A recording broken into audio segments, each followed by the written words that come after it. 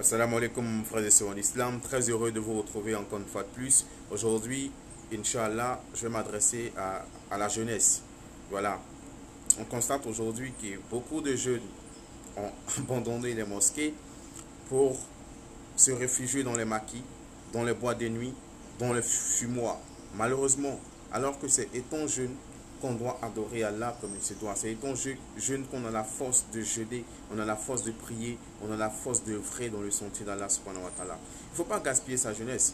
Aujourd'hui, l'un des pièges du shaitan, c'est quoi?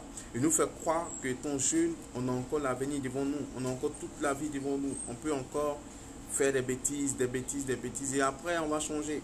Mais qu'est-ce qui nous garantit que demain on sera encore là? Combien de jeunes ont perdu la vie avec autant de rêves, avec beaucoup d'espoir, mais ils ont perdu la vie. Je prends un exemple, l'exemple de Didier Arafat, qui était plein de vie, plein de rêves, de projets. Mais aujourd'hui, où il est avec ses millions? Où il est avec ses femmes? Où il est avec ses voitures? Non, mes frères, son islam, ne tombons pas dans le piège de Shaitan. Allah nous a prévenus, il dit ne suivez pas les pas du diable, car en vérité le diable est pour vous un ennemi déclaré. Subhanallah, mes frères, son islam, on est jeune, c'est vrai. Peut-être que tu te trouves beau, mon Inch'Allah. Peut-être que tu as beaucoup d'argent, c'est bien. Mais n'utilise pas cet argent-là pour aller dans les fumoirs, pour aller dans les boîtes de nuit, pour aller chez les prostituées. Non. Utilise cet argent-là pour construire des mosquées. Utilise cet argent pour t'occuper des pauvres. Utilise cet argent pour nourrir les orphelins. Utilise cet argent pour aider les veuves. Oui, c'est de cette façon-là que tu auras le paradis. C'est pas en allant en boîte de nuit, claquer des millions en une nuit, acheter une bouteille de champagne à 1 million qui fera de toi un homme extraordinaire. Aux yeux des gens sur terre, peut-être tu auras de la valeur, mais auprès d'Allah subhanahu wa ta'ala, tu n'auras aucune valeur. Wallah, et tu n'auras aucune valeur.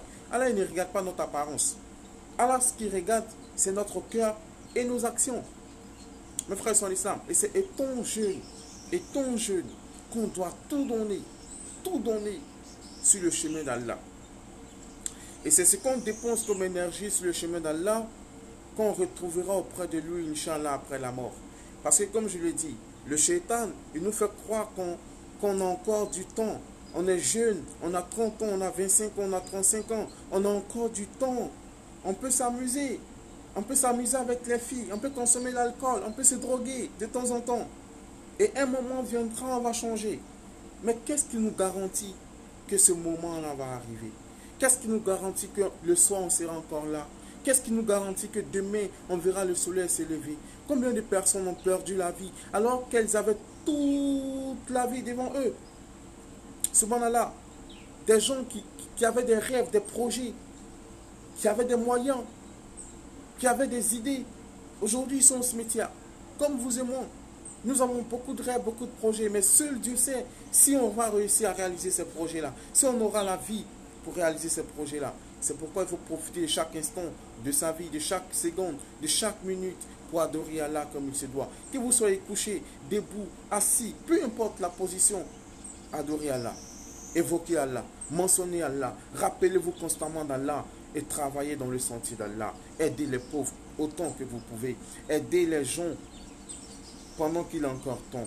Faites le bien pendant qu'il est encore temps. Parce qu'un jour viendra où on aura des regrets. Si je savais, j'allais faire ma prière à l'heure. Si je savais, j'allais jeûner Ramadan. Si je savais, j'allais adorer Allah. Si je savais, j'allais faire la zakat. Si je savais, j'allais faire le pèlerinage. Mais si je savais, ça sera trop tard. C'est pourquoi, mes frères sont en islam, pendant qu'il est encore temps, on peut se ressaisir. On peut changer. On peut devenir meilleur. On peut se repentir. Changer. Mes frères sont en islam, la chance qu'on a, comme je le dis toujours, on a un Dieu qui pardonne, qui est miséricordieux, qui est toujours prêt à pardonner à ses serviteurs quand ils reconnaissent les erreurs, quand ils se répondent de leurs péchés. Donc vous et moi, mes frères sont en islam, la seule option qu'on a, c'est de nous repentir, revenir sur le chemin qui mène à Allah. Et ainsi, on aura, Inch'Allah, une bonne part ici-bas et une bonne part dans l'au-delà. Toi qui es secoué par les épreuves, sache que les épreuves font partie de la vie d'un croyant. Allah dit dans le Coran, vous pensez qu'on va vous laisser dire nous croyons sans vous éprouver? On va être éprouvé. Et le prophète dit sallallahu alayhi wa sallam, il dit Allah n'éprouve que les gens qu'il aime. C'est parce que Allah nous aime qu'il nous éprouve. Ne pensez pas que vous êtes malheureux. Ne soyez pas malheureux parce que vous êtes éprouvé. Soyez heureux parce que c'est un signe de l'amour d'Allah. Et face aux épreuves, invoquez Allah. N'allez pas chez les féticheurs, n'allez pas chez les charlatans, mais prenez vos ambitions, priez, invoquez Allah, appelez Allah. Allah il dit quoi? Appelez-moi et je vous répondrai. Subhanallah, on a un Dieu comme ça, on ne doit même pas souffrir. Le simple fait d'avoir l'assurance que Dieu nous écoute, c'est déjà énorme.